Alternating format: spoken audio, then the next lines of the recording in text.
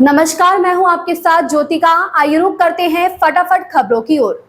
विधानसभा में कांग्रेस के हंगामे और नारेबाजी के बीच कांग्रेस विधायक रमीला खड़िया की तबीयत बिगड़ गई। इस बीच स्पीकर ने आधे घंटे के लिए सदन की कार्रवाई स्थगित कर दी और सदन में डॉक्टर को बुलाया गया। गौरतलब है कि सोमवार को धरने पर बैठे कांग्रेस विधायक मुकेश भाकर का निलंबन रद्द करने पड़ रहे हैं और कानून मंत्री जोगाराम पटेल का इस्तीफा भी मांग रहे हैं।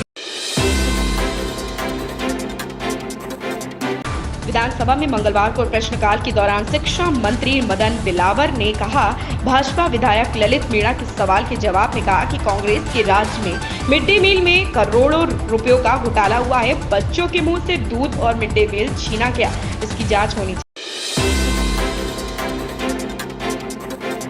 बांग्लादेश में चल रही हिंसा और असर दिली के कारोबार आने वाले समय में दिखाई पड़ सकता है। भारत एक तरह से आयात और निर्यात वाला पार्टनर देश है, लिहाजा रेडीमेड कपड़े समेत सूती धागा, सूती कपड़े और तैयार कपड़ा, मसाला, फुटवेयर, ऑटोमोबाइल पार्ट्स, यहाँ तक कि फैंसी टोपी के कारोबार भी असर पड़ रहा है।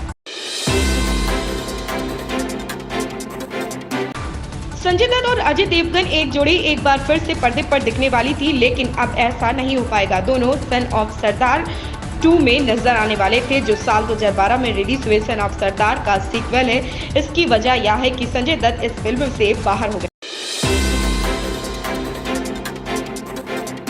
देश में अभी भारी बरसात का दौर जारी है। बरसात की वजह से कई घटनाएं हो रही। दिल्ली में बीते दिनों भारी बारिश की वजह से हादसा हो गया था। एक बार फिर से मानसूनी बरसात की वापस हो रही, लोगों को उमस और भीषण गर्मी से राहत मिलेगी। भारतीय टीम के स्टार ऑलराउंडर वाशिंगटन सुंदर को जिम्बाब्वे और श्रीलंका दौरे पर दमदार प्रदर्शन का फायदा मिला। अंतर्राष्ट्रीय क्रिकेट परिषद ने उन्हें जुलाई के सर्वश्रेष्ठ खिलाड़ी के रूप में नामित किया। वहीं महिला टीम से स्मृति मंधाना और शेफाली वर्मा को इस अवार्ड के लिए चुना गया। दोनों ने हाल ही में श्रीलंका की मेजबानी में हुए महिला एशिया कप में अपनी छाप छोड़ी।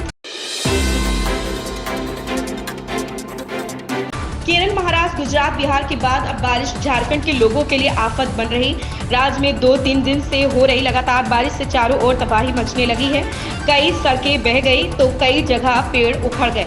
इसके अलावा कई इलाकों में तो मकान तक गिर गए हैं। जगह जगह हुए जलभराव से बाढ़ जैसे हालात हैं। एनडीआरएफ की टीमें लोगों को सुरक्षित स्थान पर पहुंचा रही। हालांकि अब तक राज्य में किसी के भी हताहत होने की जानकारी नहीं मिली। तस्वीरों में देखिए कैसे झारखंड में बारिश ने लोगों को बेहाल कर रखा।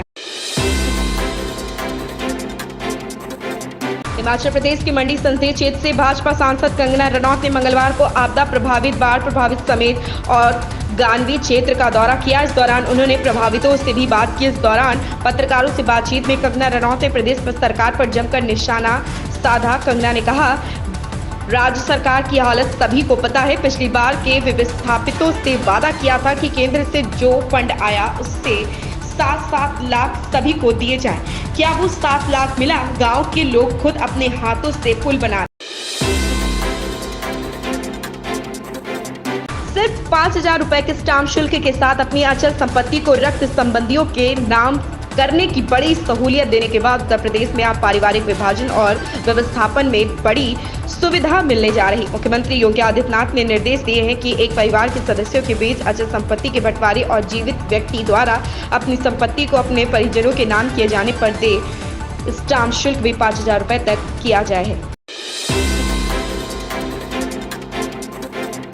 केंद्रीय सड़क परिवहन और राजमार्ग मंत्री नितिन गडकरी ने कहा कि भारतीय ऑटो कंपनियां जल्द ही देश में 100% एथेनॉल से चलने वाली कारों और दोपहिया वाहनों का उत्पादन करेंगी। उनका यह बयान ऐसे समय में आया जब एथेनॉल को पेट्रोल में मिलाकर पूरे देश में बेचा जा रहा।